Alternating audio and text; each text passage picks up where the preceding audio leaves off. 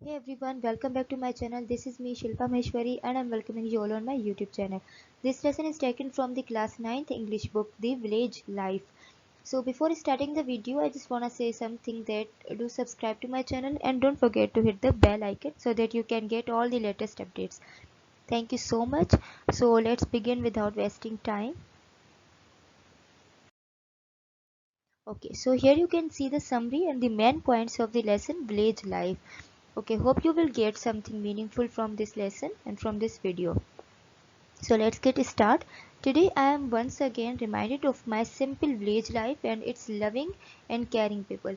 अच्छा, इसमें जो ये कहता है कि एक यानी कि एक पर्सन है जो कि सिटी में शिफ्ट हो गया है, ठीक है, यानी कि वो अपनी लाइफ बहुत ही ज़्यादा लग्जूरियस वे से जो वो करता है उसको, यानी कि बहुत ही ज़्यादा कंफर्ट उसकी लाइफ है। तो वो अपनी जो ओल्ड लाइफ है, ओल्डन डेज हैं, उनको रिमाइंड करता है और वो ये कहता है कि जो विलेज लाइफ है वो बहुत ही ज़्यादा अच्छी लाइफ थी और विलेज के जो लोग हैं वो बहुत ही ज़्यादा लविंग एंड केयरिंग होते हैं, ठीक है। अच्छा, और ये इसमें कहता है कि now I am living in Karachi and वो अभी कराची में रहता है और वो जहाँ रहता है तो वहाँ पर बहुत सारी फैसिलिटीज़ मौजूद है, यानी कि उसको सब कुछ वो मिल चुका है जो उसके पास पहले नहीं था, लेकिन स्टिल वो अपनी विलेज लाइफ को बहुत मिस करता है। तो ये कहता है कि but I am desperately missing my village life, the simple mud house that we lived इन।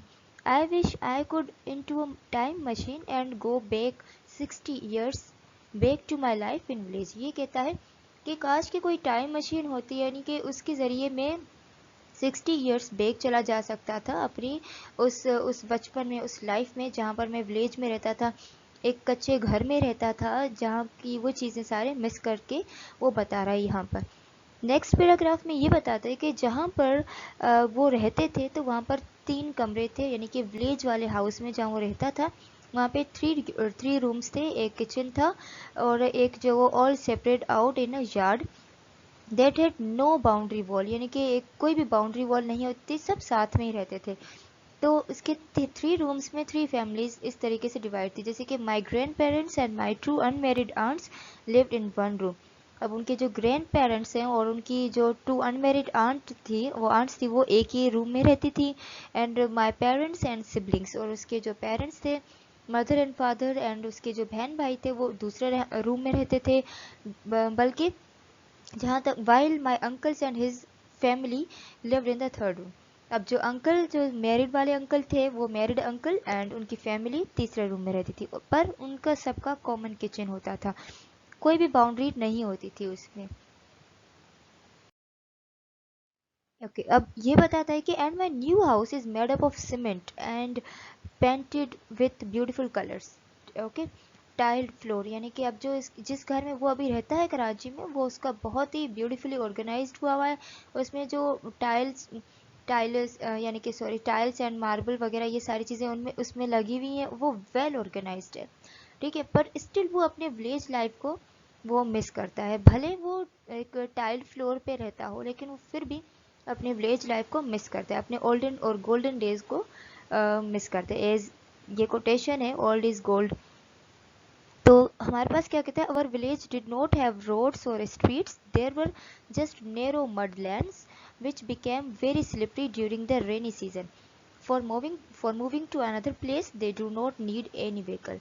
अब यानी कि उनकी जो विलेज था, उस विलेज में जो वो कोई भी मतलब कि ऐसे ब्रॉड गलियां वगैरह ऐसे कुछ भी नहीं थी, स्लिपरी छोटी छोटी उनमें जो वो गलियां थी, लेकिन जब बारिश होती थी वहाँ पर तो बहुत ही ज़्यादा स्लिपरी हो जाती थी, जब वो बारिश होती तो वो स्लिपरी हो जाती थी, ठीक है।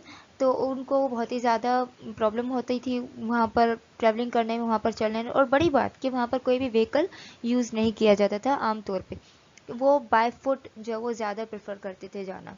सो एब्सेंस ऑफ व्हीकल क्या होता था कि एक अच्छी क्वालिटी से क्या होती थी कि अगर व्हीकल नहीं है आपके पास तो इन्वायरमेंटल पोल्यूशन कम होती थी, यानी कि पोल्यूशन हमारे पास कम हो पाती थी, जो कि धुआं वगैरह जो स्मोक होता है जो एयर में मिक्सअप हो जाता है, उस स्मोक से बहुत ज़्यादा डिजीज़ फैल सकती, तो वो उससे वो सेफ्टी उनको मिल जाती थी, वो एक सेफ इन्वायरमेंट होता था उनके लिए।